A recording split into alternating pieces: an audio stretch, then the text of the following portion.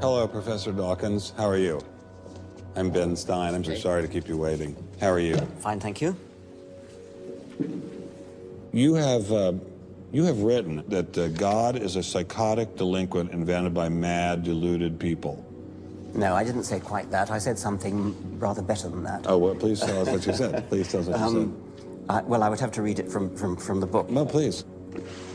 The God of the Old Testament is arguably the most unpleasant character in all fiction. Jealous and proud of it, a petty, unjust, unforgiving control freak, a vindictive, bloodthirsty ethnic cleanser, a misogynistic, homophobic, racist, infanticidal, genocidal, filicidal, pestilential, megalomaniacal, sadomasochistic, capriciously malevolent bully.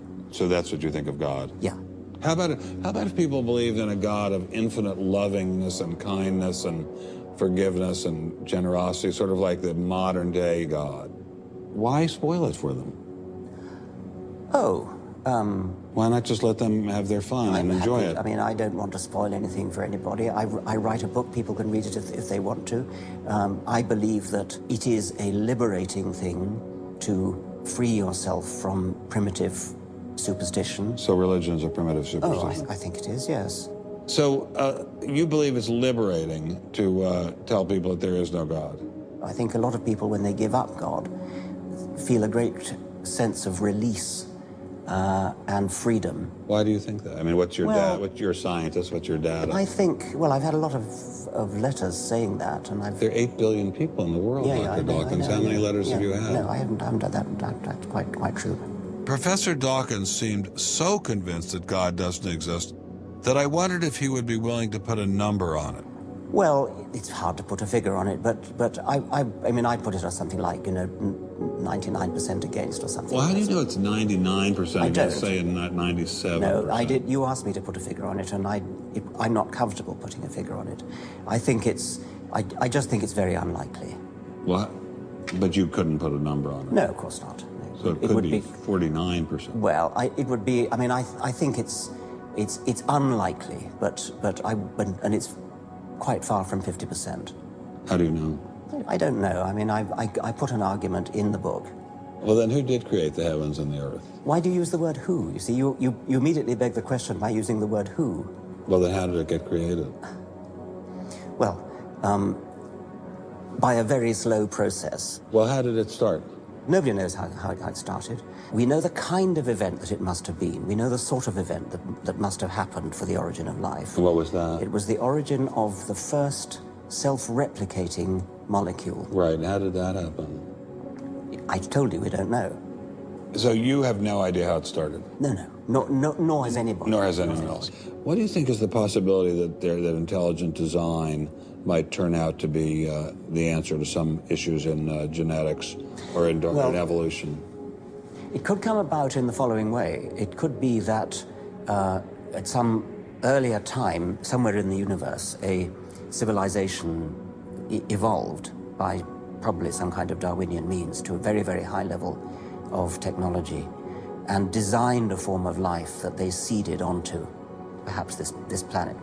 Now, that is a possibility and an intriguing possibility. And I suppose it's possible that you might find evidence for that if you look at the details of biochemistry, molecular biology. You might find a signature of some sort of designer. Wait a second. Richard Dawkins thought intelligent design might be a legitimate pursuit? And that designer could well be a higher intelligence from elsewhere in the universe. Well, but that higher intelligence would itself have had to have come about by some explicable or ultimately explicable process. It couldn't have just jumped into existence spontaneously. That's the point. So Professor Dawkins was not against intelligent design, just certain types of designers, such as God. So the Hebrew God, the God of the Old Testament, he doesn't exist in your view? Certainly. I mean, that would be a very unpleasant prospect. And the Holy Trinity of the New Testament, nothing like that.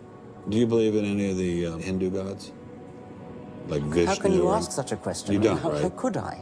I mean, why would I, given that I don't believe in any others? You don't believe in the Muslim God? No. I mean, why do you even need to ask? Well, I just wanted to be sure. So you don't believe in any God anywhere?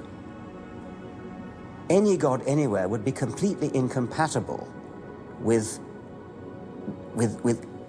anything that I've said I assume. Yeah. I just wanted to make sure. You don't believe in any God anywhere? No. What if after you died you ran into God? He said, what have you been doing, Richard? I mean, what have you been doing? I've been trying to be nice to you. Yeah. I gave you a multi-million-dollar paycheck over and over again with your book, and look what you did. Bertrand Russell had that point put to him, and he said something like, "Sir, why did you take such pains to hide yourself?"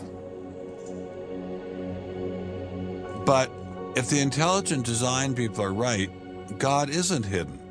We may even be able to encounter God through science, if we have the freedom to go there. What could be more intriguing than that?